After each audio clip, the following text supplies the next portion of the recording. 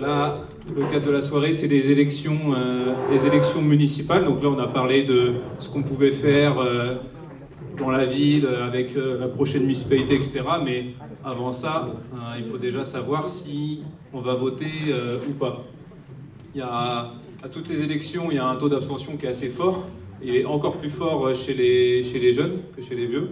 Donc c'est un vrai enjeu si on veut que les choses bougent. Ça passe aussi par le vote. Et du coup, je vais laisser Soriba et Antoine monter sur la scène. Alors, pourquoi voter? Tout d'abord, c'est prendre des responsabilités. Voilà à quoi ça sert, décider de son avenir. Les gens qui nous gouvernent, je pense qu'aujourd'hui, ils ne sont pas à la place qu'ils méritent, tout simplement. Je m'explique. Le taux d'abstention au présidentiel de 2017 était de 25%.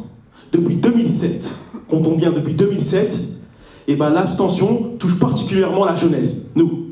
Et pourquoi ça devrait être ça? Alors que nous, jeunes, tout ce qui est décidé, tout ce qui est débattu, nous concerne.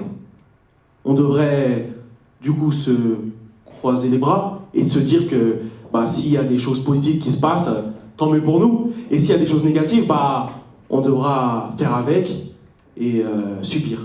Je ne pense pas que ça devrait être ça. Du coup, le vote est nécessaire pour modifier tout cela. La question qui était, faut-il voter pour les élections municipales? Pour ma part, je ne veux pas voter cette année en 2020. La réponse est simple, j'en ai marre d'être déçu. J'entends des gens parler, arriver à chaque année, ou tous les 6 ans plutôt, parce qu'un mandat est égal à 6 ans, c'est le même cirque qui recommence. 3 mois avant, on va aller dans la rue, on va toquer aux portes, on va essayer d'écouter les gens, puis ensuite on va vous faire des promesses. Vous dire, voilà ce que je vais créer sur le terrain. Puis une fois qu'on est élu, on disparaît. J'ai voté pour des fantômes. Et une fois que je cherche à avoir des informations pour avoir des bilans ou savoir où ça en est, c'est ce qui est exposé dans la vidéo juste avant. On n'est plus là, on ne sait pas ce qui a marché ou ce qui n'a pas marché. On est juste là à attendre, encore une fois, que des gens tiennent leurs engagements, mettent des actions par rapport à leurs mots qui sont plus là. Beaucoup se plaignent, comme mon cher Antoine, de la politique. Mais ils ne prennent pas la peine de s'intéresser à cela en fait. Ils ne prennent pas d'engagement, ils font pas le nécessaire pour changer tout ça. Certes, tu n'es pas obligé d'aller voter. Mais en général, les gens qui disent que la politique ça ne sert à rien, moi je vois pas ce qu'ils font dans la vie pour que ça change en fait. Voilà. Et moi je pense que si on ne se lève pas pour quelque chose, on tombe pour n'importe quoi. Donc c'est nécessaire de se lever. Et le vote, c'est, je pense, l'une des premières choses qui nous permet de nous lever et d'aller vers l'avant. Un grand prêcheur qui s'est battu pour les droits civiques des Noirs aux États-Unis, Malcolm X, a dit « Quand un homme est triste, il ne fait rien pour changer sa condition. Mais quand il est en colère, il agit pour le changement. » Nous, la jeunesse, nous sommes en colère, Antoine. Nous, la jeunesse, nous sommes en colère à cause de l'indifférence des politiques face au climat. Nous sommes en colère à cause de l'indifférence des politiques face à la misère sociale. Nous sommes en colère à cause de l'indifférence des politiques et des adultes qui nous gouvernent face à ce monde. Et le vote fait partie du changement.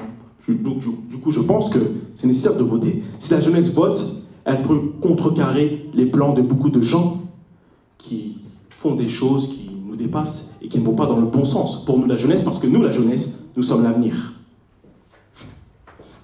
Merci Soriba, et ce n'est pas parce que je ne vais pas voter en 2020 que je ne vais pas me lever demain matin. Premier point. Ensuite, le point qui est important pour moi, c'est qu'un programme a été construit sans même que je sois au courant. Donc, oui, je vais aller voter, mais pour quelque chose auquel je ne crois même pas. Donc, excusez-moi, c'est comme si je devais faire un choix alors que j'ai aucune notion de ce qui se passe dans la vie de tous les jours. Alors, ce que j'aime bien, c'est entendre le « oui, il faut voter ». Et on va être d'accord, on a 2 votes. À Saint-Herblain, on est 48 000. J'ai 2 votes sur 48 000. Le premier vote sur 3 listes différentes. Ça ne veut pas dire que je crois en une liste. Parce que régulièrement, c'est que je vais voter pour le moins pire ou la moins pire. Puis quand on arrive au 2e tour et que j'ai mon 2e vote, ma 2e voix, là on va essayer de m'écouter un petit peu. ce sera peut-être pour la liste qui ne me correspond pas. Alors, oui, j'ai agi dans la vie de tous les jours. Non, ne veut pas voter, ne veut pas dire que je reste dans mon lit. Mais par contre, voter ne veut pas dire se mettre en mouvement. Ça veut dire donner la responsabilité à quelqu'un de prendre ma vie en main. Et ça, moi, j'y crois pas, Soriba. Je suis désolé, t'as beau t'engager aujourd'hui, mais pour moi, ne pas voter ne veut pas dire ne pas être un jeune engagé. Alors, mon cher Antoine, je peux continuer comme ça. J'aime dire mon cher Antoine. Mon cher Antoine. Alors, tu nous as dit que nous avons un programme ici qu'on a écrit sans demander l'avis des gens, mais tu peux demander aux personnes qui ont participé ici. On a demandé l'avis de personnes. C'est un programme qui a été constructif et il y a des éléments de citoyens de tout horizon qui ont participé à la construction de ce programme. Du coup, non, c'est pas un programme qui a été écrit par 3-4 intellos pour faire joli et qui a été placardé sur les murs et dit votez pour nous. Pas du tout ça. Et deuxième point, le vote, c'est quelque chose de nécessaire. Le vote, c'est quelque chose d'important. Si le vote, ça ne signifie rien du tout, pourquoi alors on s'est battu en 1944 pour le vote des femmes? Tu peux me dire pourquoi les femmes sont allées manifester pour qu'on leur donne le droit de vote? Si le vote, ça veut rien dire, alors autant laisser aux hommes les cons, quoi, et laisser les femmes sans voter. Je sais pas. Et dans le monde, en fait, il y a des scrutins qui ont marqué l'histoire. Tu vois, moi, tu me connais, je suis un fan d'histoire. Du coup, voilà. Il y a des scrutins qui ont marqué l'histoire et qui ont eu des répercussions sur notre monde. Et en 1932, si Hitler il a gagné les élections, c'est par voie démocratique et le vote a facilité cela. Hitler, il n'a pas fait une dictature au départ. Il a gagné les élections, puis il est devenu un dictateur. Et le vote a eu un poids sur ça. Du coup, le vote, c'est un réel pouvoir. Si on a eu une seconde guerre mondiale, c'est à cause des votes. Du coup, ça a double tranchant. Ça peut être positif et négatif. Ça dépend comment on s'en sert. Et là, plus récemment, ça date un peu maintenant, mais en 2002, qui a été élu président du Brésil? Lula, qui était, lui, on connaît très bien, un travailleur et tout ça et tout. Et ça a été quelque chose de phénoménal là-bas au Brésil. Ça a été comme une révolution. Ça a bouleversé les choses. Ça a changé la donne. Et ce vote-là, c'est pas un vote où on s'est dit oui, c'est un travailleur, c'est quelqu'un qui connaît la misère et tout ça qui a été élu. Il a réellement changé les choses, Lula. Tu regardes, sur un plan économique, il a changé les choses. Sur un plan social, il a changé les choses. Du coup, le vote peut changer les choses. Du coup, je pense qu'il faut voter.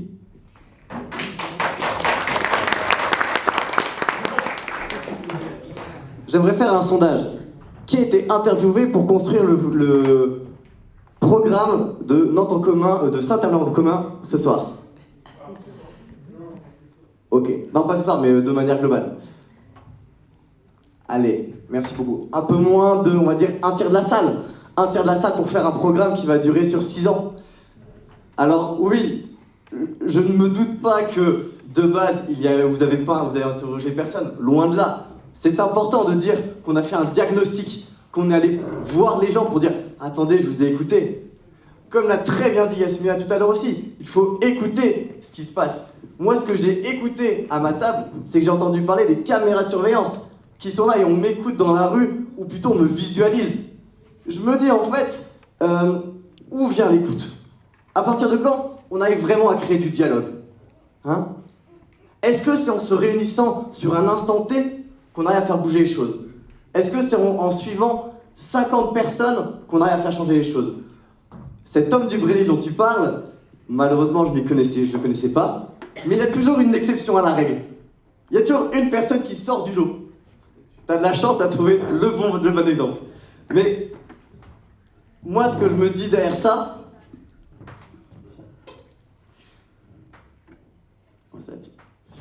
c'est que j'ai appris une chose, et nous votons les hommes depuis 1845, les femmes depuis 1945, effectivement on a le droit. Et je voulais reparler d'un point qui était important. Les dernières municipales, tu parlais de la présidentielle, les dernières municipales, il y a 6 ans, il y a eu 40% d'abstention. 40%, ça veut dire que on prend 5 personnes dans la salle, il y en a 2 sur 5 qui n'ont pas voté. Pourquoi? Excusez-moi, mais je ne pense pas que c'est un manque d'engagement, un manque d'envie de faire bouger les choses. Quand on est dans la merde, on a envie que les choses bougent. Mais c'est plutôt que il y a un manque de réalité entre ce qu'on nous raconte et le terrain. C'est encore une fois ce moment où les gens se disent « Ok, je vais aller à mon bureau de vote, mais rien ne va évoluer. » Donc, je suis désolé Soriba, mais à force de... Toute ma jeunesse, j'ai entendu « Antoine, tu peux mieux faire, tu peux mieux faire, tu peux mieux faire, tu peux mieux faire. T'es un étudiant qui est pas encore très bon, t'es pas encore très bon, t'es pas encore très bon. » Pendant 22 ans, je me suis dit que j'étais un élève moyen. Sur chacune des élections que j'ai faites, j'ai jamais cru au programme et il n'y a eu aucune des actions qui ont été mises en application. Donc oui, aujourd'hui, j'ai plus aucune confiance au terrain et aux élections municipales.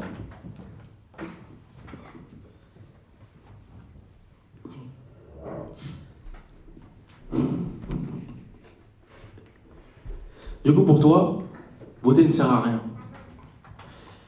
Et tu l'as dit, Lula, c'est un exemple, c'est une exception. Et nous, personnellement, moi, je suis ceux qui pensent que les exceptions peuvent devenir une généralité.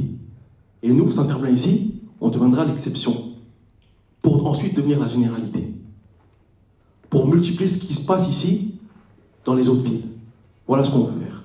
Parce que le programme qu'on a construit ici, c'est un programme riche, un programme à plusieurs voix. Et moi, je ne suis pas une de ces voix. Moi, je suis simplement un haut-parleur qui a écouté les voix des gens qui me ressemblent, des jeunes qui me ressemblent. Et j'ai rassemblé tout ça pour le dire aux autres, qui, eux, ne connaissent pas forcément notre réalité, mais veulent aller dans le même sens que nous. Voilà. Voilà pourquoi on fait ça. Parce qu'on a de l'espoir, et l'espoir fait vivre. Et je sais que voter fait partie de l'espoir. Et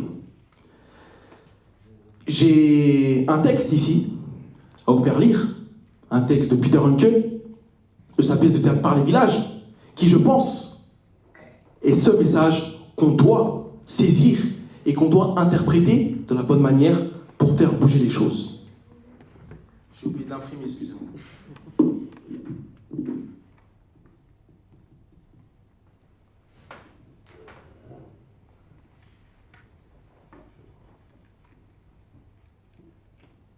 Joue le jeu, menace le travail encore plus, ne sois pas le personnage principal, cherche la confrontation, mais n'aie pas d'intention, évite les arrière-pensées, ne tais rien, sois doux et fort, sois malin, interviens et méprise la victoire.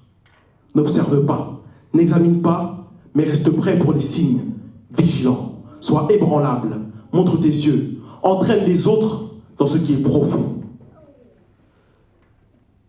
Prends soin de l'espace et considère chacun dans son image. Ne décide qu'enthousiasmer. Échoue avec tranquillité.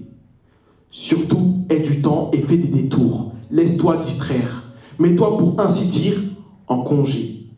Ne néglige la voix d'aucun arbre, d'aucune eau. Entre où tu as envie et accorde-toi le soleil. Oublie ta famille, donne des forces aux inconnus.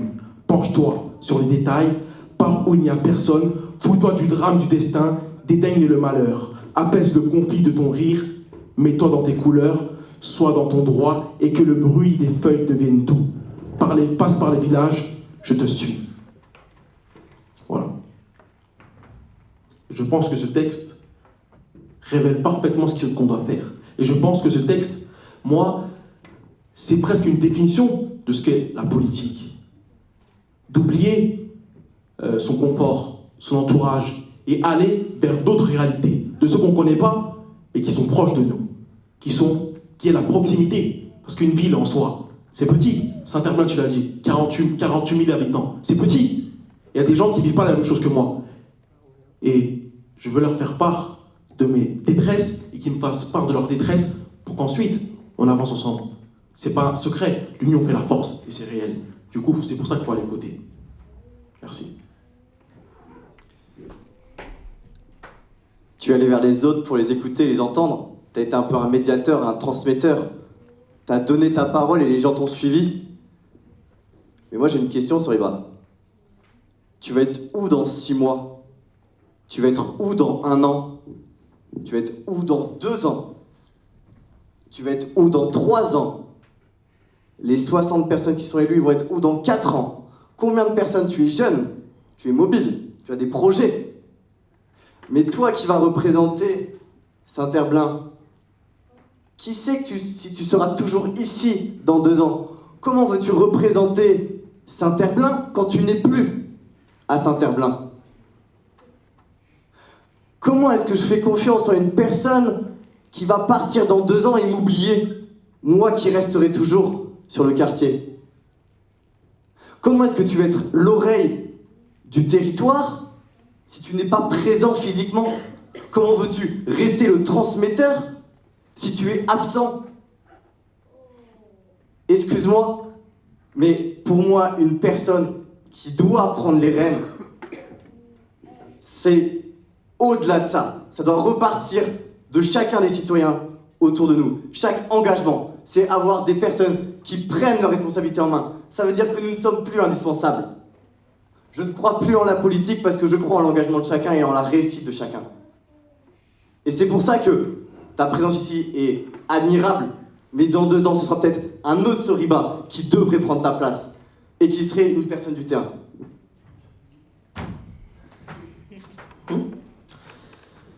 Bon, on va lâcher les feuilles. Oui, tu me parles d'engagement de chacun, mais l'engagement peut passer par la politique.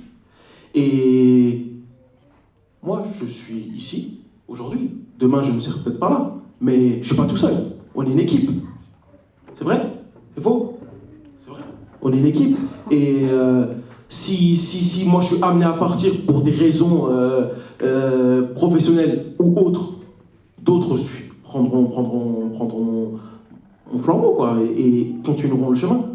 C'est tout. Je pense que c'est ça. C'est que faut pas penser que une personne, parce qu'il a il a un statut, il est quelque chose d'attribué, c'est le maire, etc., que il y a personne à côté de lui, il y a personne avec lui. C'est une équipe. Et le but d'une liste, d'un groupe politique, c'est d'emmener plus qu'une équipe. C'est d'essayer d'amener toute la ville. Après, il y a toujours des divergences, c'est normal, mais d'emmener le plus d'habitants possible dans la même démarche. Et quand c'est comme ça, il n'y a plus besoin de se dire si lui il part et tout ça et tout. Comme le noyau sera dur et que les gens ils seront amenés à eux-mêmes à prendre des décisions. Certes, après, il faut des gens qui décident, comme tout, dans des conseils municipaux, etc. Mais si tout le monde est dans la même optique, dans la même mentalité de combiner ensemble, celui qui prendra la décision, il prendra avec l'accord de tout le monde. Du coup, voilà. Pour ma part, ce sera la dernière fois que je prends le micro, avant de passer à la main à je ne sais quel événement. Mais l'exemple de ta personne, effectivement, vous êtes une équipe, mais combien de cette équipe-là va partir d'ici aussi 2 ans? Je ne connais que toi, je ne connais pas les autres, je ne connais pas les projets. C'est juste que la personne que j'ai en face de moi, je ne suis pas sûr qu'elle sera déjà présente. Or, si je vote pour quelqu'un, c'est parce que je suis cette personne-là. Maintenant, je ne dis pas que... Je dis surtout que voter n'apporte rien si on ne met pas d'action personnelle à côté. Voter n'est qu'un moyen, n'est qu'une futilité. Mais l'importance dans un quartier pour réussir à recréer tout ça, c'est l'atmosphère qu'on va réussir à mettre ensemble. C'est la cohésion, c'est la dynamique. Et oui, même si je ne vote pas, j'ai créé une association aussi, dans mon coin. Et je n'attends pas que les élus viennent me voir pour dire « Ah, ça serait bien de créer une association ». Non, je me lève le matin pour permettre aux jeunes de prendre la parole. C'est ça mon but, c'est ça le pourquoi est-ce que j'y vais. Et ensemble, par des actions individuelles et non menées d'en haut, je crois qu'on peut atteindre et faire des grands projets sans le besoin d'une mairie. Merci pour tous. Alors, tu dis que tu n'attends rien de personne, tu agis. Bon, ok. Je peux répondre pareil. Je n'attends d'aucun politique pour faire ce que j'ai envie. Moi aussi, j'ai mené des projets audiovisuels, des projets théâtre. Je n'attends rien d'un politique. Je peux faire mes projets aussi. Mais si je me dis qu'il y a une élection, qu'il y a des votes, et que je ne vais pas voter, quelqu'un va décider à ma place. Et j'ai horreur de ça, qu'on décide à ma place. C'est pour ça que j'ai été autodidacte, que j'ai commencé par mes projets, parce que je ne voulais pas qu'on me propose des projets qui ne me collent pas à ma pointure. Du coup, voilà pourquoi j'ai fait ça. Et c'est exactement pareil pour la politique. C'est pour ça que je vais aller voter. C'est pour ça que j'ai tendu l'oreille et que j'ai écouté ce qui se passait niveau politique dans ma commune, dans ma ville, dans la métropole, pour aussi y participer, parce que j'ai pas envie qu'on décide à ma place. Et si tu laisses quelqu'un aller voter, si tu ne vas pas voter, pour moi, tu laisses quelqu'un aller voter à ta place, et quelqu'un décide à ta place. Et si tu es quelqu'un qui est engagé et personnellement pour le bien de tous, eh ben, tu ne devrais pas laisser les gens aller voter sans que tu y ailles. Merci.